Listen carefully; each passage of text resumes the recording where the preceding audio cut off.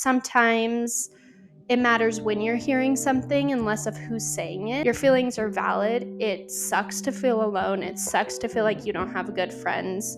And vibrators. Guys, ladies, I like that. I don't like that. Go harder, go faster, go softer, turn it, twist it, bop it. Obviously, read the fucking room. Like, if she's like giving you head and she is hurting you, if you have a hard time being proud of yourself, I just want you to know that I'm proud of you.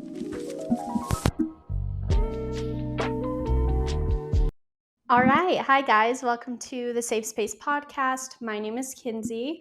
I'm so happy you guys are here. I'm excited to finally post after all this time and trying to figure out editing, all of that. It was a mess and a learning lesson. So hopefully this one actually gets posted. I feel like as I record more and more, I get more comfortable. And yeah, so maybe this was the plan all along. I do want to start out by saying that I'm not a psychologist, a psychiatrist, anything like that. I'm not here to give you guys advice that will change your entire life, anything like that. I really just want to create a space where you guys can feel understood and related to in hard times, happy times, an escape sometimes. I'm really excited to have people on here and to have really funny episodes. I have tons of ideas.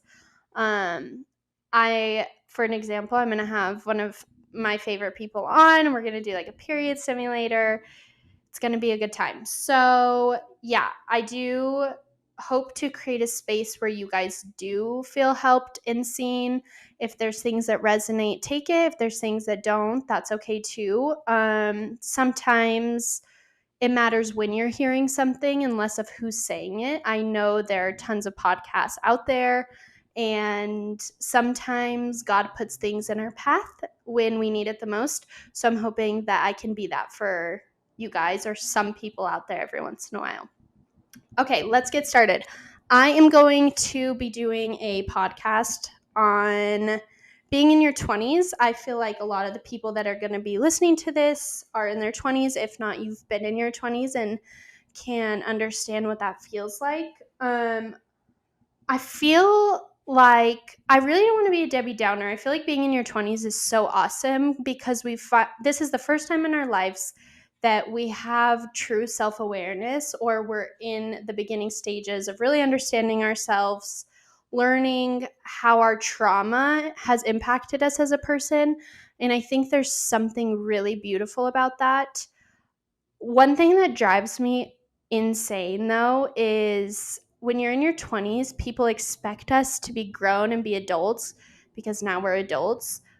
But it's also only the first time that we are really learning ourselves and experiencing fights or arguments or disagreements and finding things about ourselves that we don't love and want to fix and change and wondering where that came from. One of the main things that I want to start by talking about is friendships and creating boundaries, and that not even just in friendships, but with anyone in your life. When you get to your 20s, it's really the first time in your life too that you learn you can create boundaries with family members, with friends. You aren't in high school going to see somebody every single day. You're probably moving out on your own, or you finally don't, like, our parents don't get to tell us what to do anymore, all of that fun stuff. So I know that a lot of us, I've talked to tons of people in their 20s that are really struggling with friendships, and a lot of us feel really alone in that. And I want you to know that I hear you. Your feelings are valid. It sucks to feel alone. It sucks to feel like you don't have good friends. But this is a period in life where you really learn yourself and you care more about the people that are in your life and how they're impacting you. So I want you to know your boundaries are important and they're for you to respect. When you create a boundary with somebody, it's not, this is my boundary, now you choose to respect it or not. No, you say, this is my boundary. If they choose to respect it, amazing. If they choose not to, that's your job then to be like, you know what, that person didn't respect my boundaries and what I want for myself, so I'm going to separate myself from that. And I feel like there's so many people pleasers out there, or a lot of us that really just don't like being mean or don't want to come across as unfriendly or anything like that. And those personality traits can play such a big role in staying in things for way too long or sticking around for too long, whether that's friendships, relationships, family members, anything. But I'm here to just tell you that it's okay to prioritize yourself and be selfish every once in a while. Don't walk around like being selfish all the time, but your feelings matter. This is your life. And if people aren't impacting your life in a way that feels beneficial or helpful for you, you don't have to have them in your life. And oftentimes, people will make you feel bad about that. And I'm just also here to tell you that that's okay. They have the right to express their own emotions and how your boundaries make them feel, and that's okay. But that doesn't mean that you're a bad person. You're not. Um,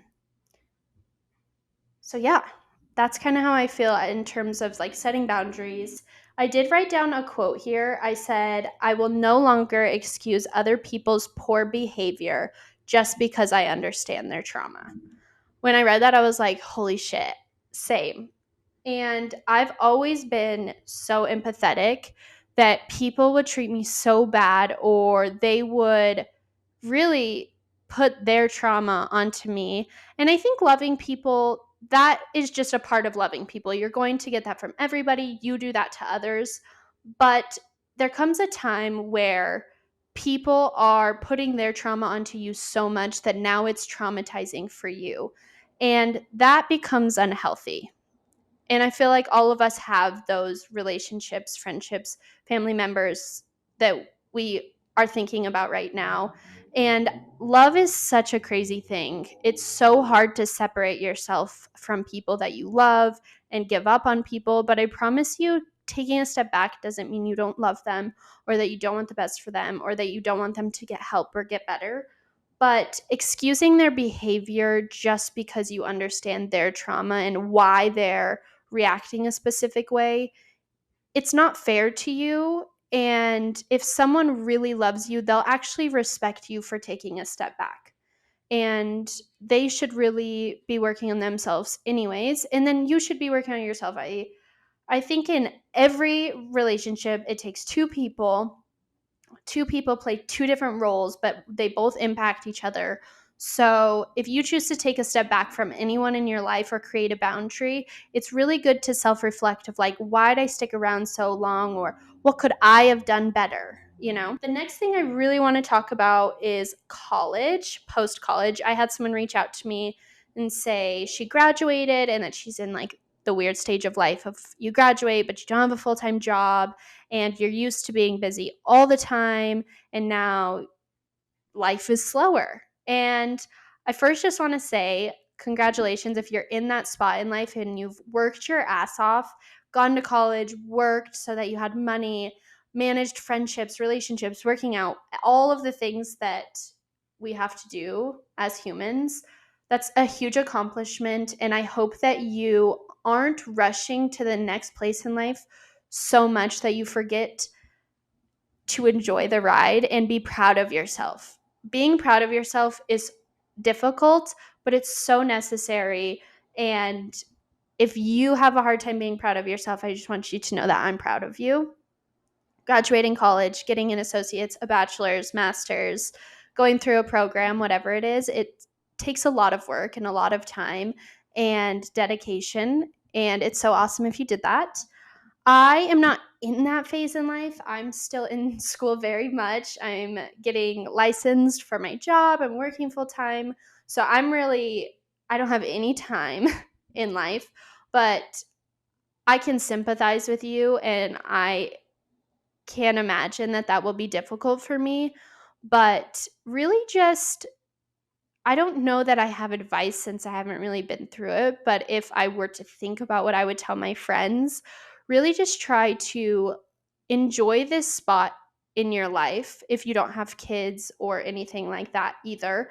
And just enjoy working or taking a step back and focusing on maybe yourself and things you wanted to, maybe a new hobby or get into counseling. And, this is a perfect time before you find that career and get married and have kids to really just take a step back and separate yourself from all of those things and prioritize yourself for once.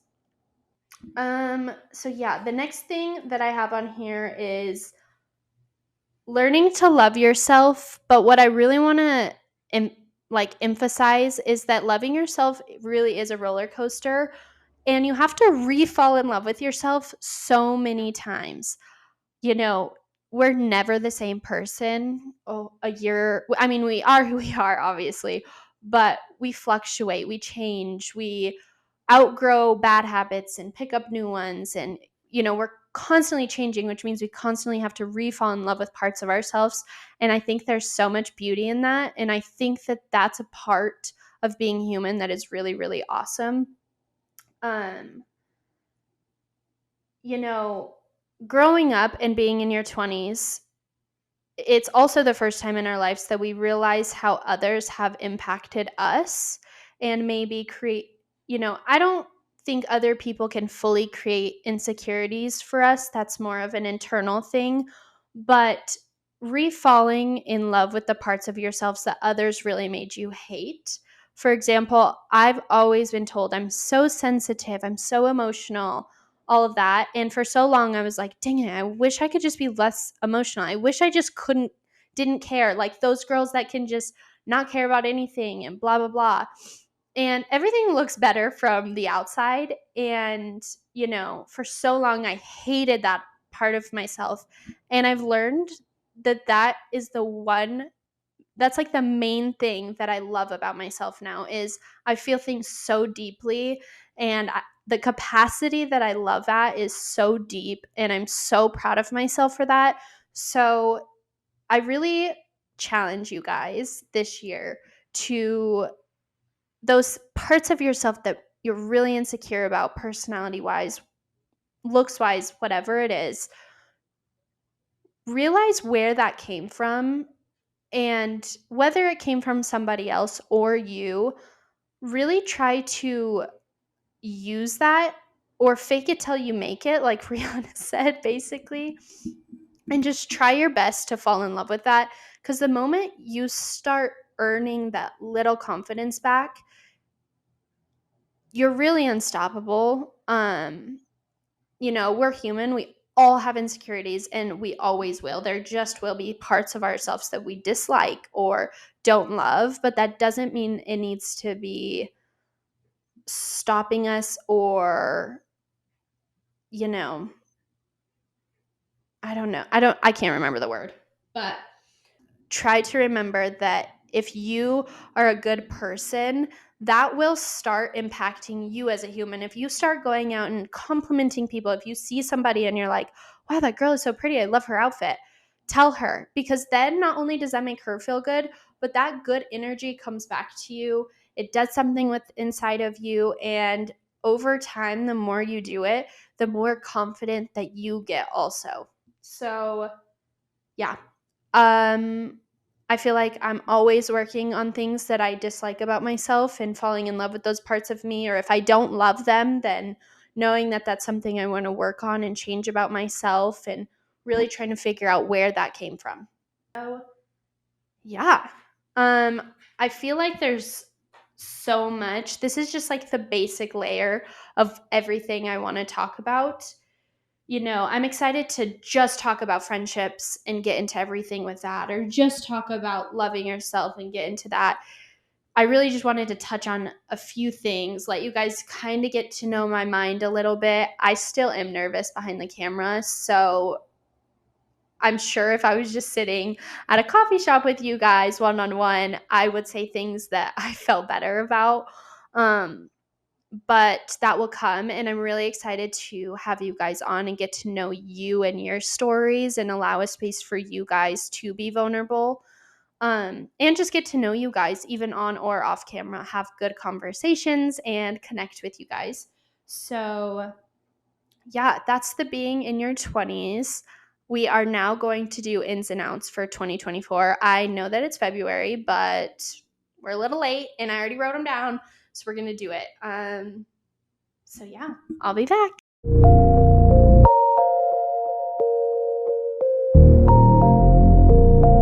Okay, I'm back. We are going to do ins and outs for 2024 in February because that's about as on brand as it gets for me. So I'm going to start with outs and then we're going to end with ins to end on a good note. Since this was a little bit of a heavier podcast, we always want to end on a good note. Okay. First one, Snapchat. I feel that if you're Snapchatting your friends or something like that we can get behind, right? But if a man or a woman is shooting their shot with you in your 20s over Snapchat, I feel like that is a red flag. It's a red flag for me. It doesn't have to be a red flag for you, but it is for me. So next one, people pleasing. I think this is hard to break, especially when it's usually something you've accumulated over time. But we really should try to prioritize our feelings. There's a way to say no. There's a way to not do things if you don't want to do it and still be a nice, kind human. Okay. Next thing, being a ride or die. This drives me crazy. I could talk about this for 57 minutes. So fucking long. Because you hear it all the time, guys being like, oh, well, she's a ride or die. And you know what they're talking about? A girl getting literally cheated on 57 times by women that do not respect their relationship, and then the guy's like, yeah, but she's a ride or die, she sticks around. It's like, bitch, if that's your idea of a ride or die, you can count me out. You can count me so out, because I will not be ride or dying for anyone, and neither should you. And that goes for girls too. Like, if you're a guy and this girl is just being insane, crazy, isn't managing her emotions, there's, if girls are acting crazy, there usually is a reason. I will say that. I'm team girls. But some of them are just a little crazy. And that's okay. They can work on it. But if they're not working on it, you don't have to be a ride or die for them. It doesn't make you, being a ride or die should actually be embarrassing, in my opinion. Toxic friendships, relationships, family members. This has been out for ever, since BC. But this year, we are really, really, really going to hyper focus on it. Now that we're in our 20s, we get to pick who's in our life, who's in our circle. And if they're toxic to you, sometimes they're not toxic people. People can be toxic for you, but still be a good person. And I think we need to really spit that out there and make sure people know that. But if someone isn't benefiting your life, that's okay. Move along. Because oftentimes when people are toxic for you, you're also toxic for them. Like, you most likely, they don't make you feel good, so you're like not doing your best to make them feel good. Next, bad sex and fake orgasms. They're out. We are now in our 20s, so we now can communicate in the bedroom. Most of us. I know that not everyone has experience, and that is perfectly fine too. But for a lot of us, we can communicate in the bedroom. We can say, I like that, I don't like that. Go harder, go faster, go softer, turn it, twist it, bop it. Okay? Figure it out. But honestly, we're also be very gentle with people. Like, don't go around just being like, yeah, you suck. Or like, if a guy is like, girl, did you finish? And you're like, girl, you did so good. Like, I didn't know that people faked orgasms for so long, and I get that that's actually a nice thing to do, but it also isn't teaching anybody to do better. So if it's a girl and she's like giving you head and she is hurting you, don't go around talking shit afterwards. Just tell her like, hey girl, you're literally hurting me a lot. So maybe don't do that. Maybe cover your teeth. Do something, Same for girls. Like if a guy just is rubbing you until it hurts and just like not doing well, playing the piano down there because he has no idea which key is what, tell him, let him know. We should, in our 20s, help people be better at sex. Also, I want to throw this out there. If you make out with somebody and you don't like the way they make out, you're not going to like them in bed. Point blank. The way somebody makes out says so much about them. And, I cannot stand, like, if someone is literally going to town on my mouth and their tongue is, like, in my throat and they're just, like, going so hard, I will literally get up and leave. I will be like, you are such a nice human. There's nothing wrong with you. Keep doing what you're doing, but that doesn't work for me. And I feel like it should be the same way. You'll be so much happier if you make out with somebody. You'll have like a story to tell. You still get the plot, but you don't wake up the next day and be like, oh shit, that wasn't even good. Okay? We're now moving to the ends. I know not everyone masturbates and uses a vibrator and has their alone time, and that is fine if that's not something you're comfortable with, but I really recommend it. I'm going to do a whole episode on stuff like that. I'm going to give you guys vibrators that I think are amazing, that I've done research on, how to masturbate, how to get comfortable masturbating, all of that. So stick around for that. If it's something you're not comfortable with, maybe we can learn together. Okay? Anyways, next, I love asking people at the end of their day, what is the highlight of your day and what can I support you with this week, this month? Friends, anything. It gives you a baseline of what someone needs from you, which allows you to love them better. Or ending the day with like, what was the highlight of your day? Even when someone's having a bad day, it might help them just think and be a little bit more positive. Obviously, read the fucking room. Like, if someone's crying in front of you, like, being vulnerable and telling you about their bad day, and you're like, well, that sucks, but what's the highlight of your day? They're probably going to punch you in the neck. So read the room, but also it really helps to, like, have people be positive and think about the good things and the wins for their day. Next thing, doing things outside of your comfort zone. I have had anxiety my whole life. I talked about that at the beginning. And I was diagnosed with POTS in high school. So I passed out a lot. And it just made me really, really anxious and embarrassed. I was always worried about passing out in front of everyone in high school and everyone talking about it and that whole thing. So I really just like stopped going, and I graduated a whole year early, and I went straight into college and hadn't taken an in-person class for 5-6 years. And just a few weeks ago, I am taking my first online class. It's just one day a week for a couple hours at night, but I did it and I'm fine. It doesn't even bother me. So this is just a reminder that now that we're in our 20s, things that used to scare us or give us anxiety might not anymore. So do something outside of your comfort zone. It makes you feel proud of yourself. And it's always good to challenge ourselves.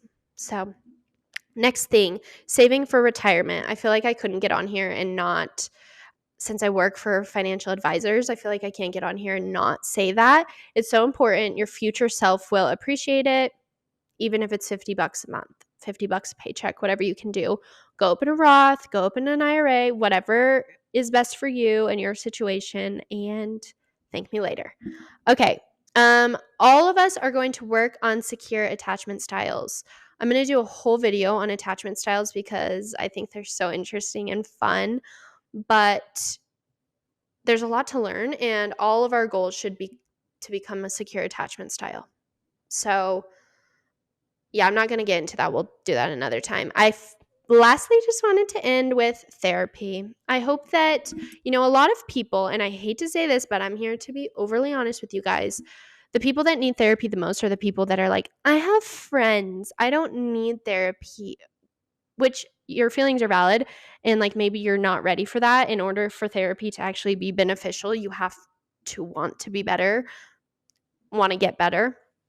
But I think it's important. I think you learn a lot about yourself. There's a reason they go to school for, years and years and learn the things they do because they're good at their job. And yeah, I think that's it. Thank you guys for listening. I know this was a little bit longer. I hope you guys didn't get too bored. I will get better. You know, it just takes time being behind the cameras, like, and I'm not always probably going to love everything I say. And I'll probably change my mind about 50 of the things that I say by next week. Since I'm in my 20s, I'm going to be like, girl, what the fuck are you saying? But that's the beauty of this, is just being human together. So yeah, I'll see you guys in a couple weeks, and we're going to have a guest on. Okay, bye.